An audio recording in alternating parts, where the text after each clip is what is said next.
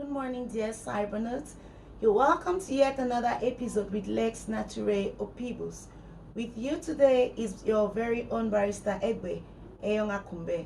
I am a specialist in energy and natural resources law. In our last episode, we brought to you the legal framework of hydrocarbons, and you were given this promise that in this episode of today, we're going to bring to you the legal framework of mineral ores. Talking about the legal framework of mineral ores in Cameroon brings us to studying the mining law. It will be very brief because you can never really study unless you intend to take a course in this.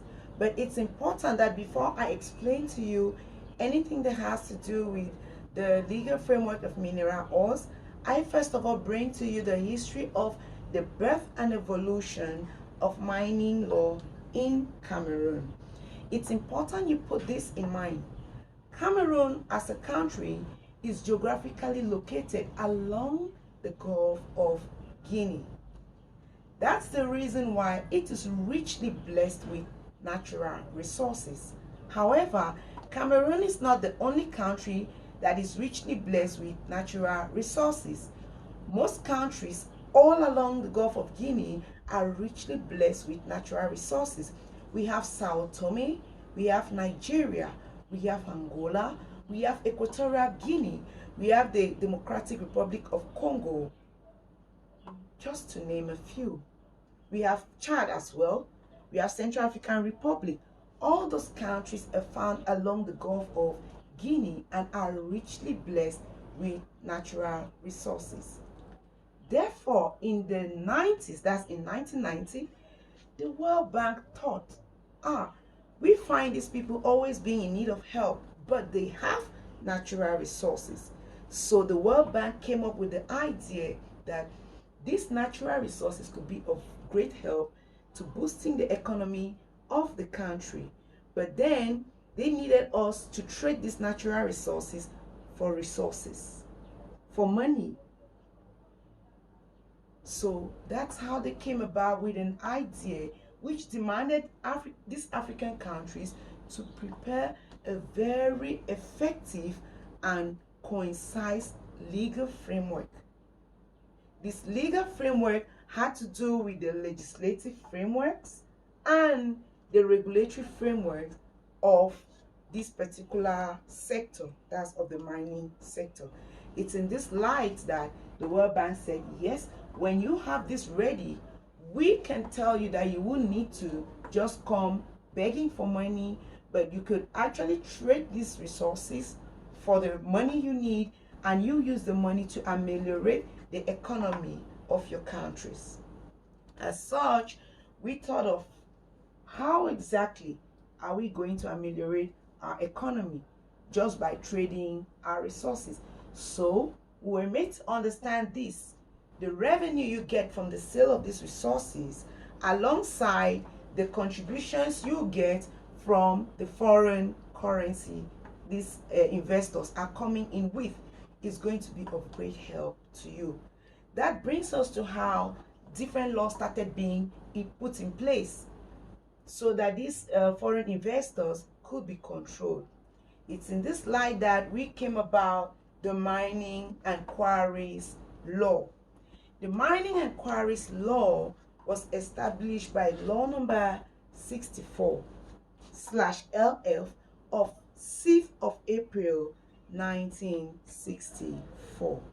This law on mining and quarries actually elaborated everything that needed to be known as far as mining or quarries were supposed to go functional. Now, there were some other changes that happened, actually political changes that came up still in 1990. These political changes had something to do with touching the laws of Cameroon. And of course, Cameroon is a case study we're using here. And these particular political changes affected the law that we had been using. It brought about a fragmentation of these laws into different little parts. For example, when we talked about the legal framework of hydrocarbons, hydrocarbons were fragmented into liquid hydrocarbons and gaseous hydrocarbons. So that's an example of how the 1990 political changes fragmented our laws in Cameroon. Now back to the mining sector. The law of 16 April 2001 had to undergo a change. 9 years after, it underwent another change. 9 years after making it 2010. And this particular law, which established the mining sector, was encapsulated in something we call our code. So this mining code of 2010 had to be nullified further again to bring something brand new, which we use now to date. So we have 16th of April 2001 law being reviewed or revised in 2010. That's 9 years after. And after this 9 years, we had a 2010 mining code. It was revised again or amended to what we use in present day Cameroon. Now we have the law of 2016/017 of 14 December 2016, which is the present mining code. So we notice that that's how the mining code came to be. With this very brief story I've given to you, I know you're able to relate how we got to creating a mining code in the first place, how the mining code moved from 2001, 2010, 2016. So till the present day, 2022, we are still using the mining code of 14 December 2016 to regulate all the mining activities in Cameroon. We also have another law that should be law number 2019/012, law number 2019/012 of 19 July 2019. This one had to do with regulating the safety of nuclei and radioactive substances or energies. It also had to do with regulating the guarantees, the formation of guarantees. How were we to form guarantees in this field? Were all found in this law of 2019/012 of 19 July 2019. So we discovered that every little thing that had to do with excavating the ground, to mine something, to harvest something, whatsoever it was that fell under the mining sector, was well arranged in our code or in some special sectoral laws. However, it's noteworthy that petroleum, that's crude petroleum, and water were kept aside. Despite the fact that these were also liquid minerals, they were not included in the general study of liquids. Crude oil was kept aside, water was kept aside, but they were put under some different sectoral laws. So you notice while studying all of these that they'll bring land tenure to you. They'll equally bring everything you need to know about forestry law, because these are all together. There's just no way we're going to get to mining without having to cut down trees, which touches on forestry law.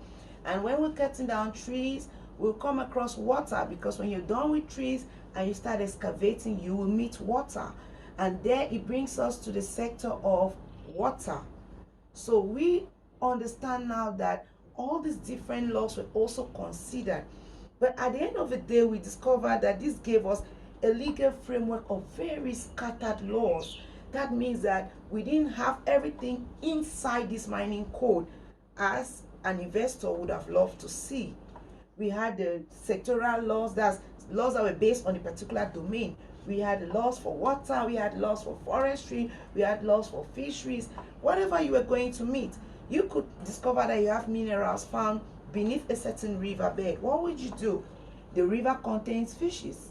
So in the course of trying to get to your minerals, you will have to touch the river, touch the bed. It will disturb fisheries. So all these laws were supposed to be well assimilated by the council or by the consultant that had to handle this particular explanation for the investors. So you understand that these different domains made the consultant to have to touch many different persons, many different ministries, many different sectoral laws in order to put a perfect explanation or perfect guidance to our investors. Nonetheless, our investors were happy. They thought that this was some system of a little bit of a liberal system. They found it liberal because they were in a way not constrained to a particular law. So they found that it was enjoyable to exploit in our territory because the arrangement of the laws made it easy for them. So that's why we called it a liberal. They saw that the system was a liberal one. So yes, investors were encouraged to come into Cameroon. But their coming into Cameroon brought about one thing. We had to create a different law which contained the incitations to private investors. So this law that contained incitation to private investors, what is it? Where can we find it?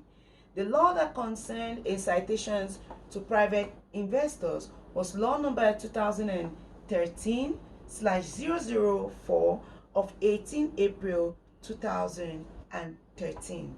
So this law encapsulated all that the foreign investor needed to know as far as the incitations for investment were concerned. So that brings us to a very brief end of how this mining law came to be in Cameroon, how investors were supposed to put their minds to these particular activities while in Cameroon, and what exactly they had to do while having a conversation with their legal consultant or with their experts. So I hope that this very brief class, this very brief explanation of today gave us a wonderful understanding of the birth and evolution of mining law in Cameroon. So in our next video, I'm going to bring to you something different. I'll bring to you the 3 categories of mineral ores in Cameroon.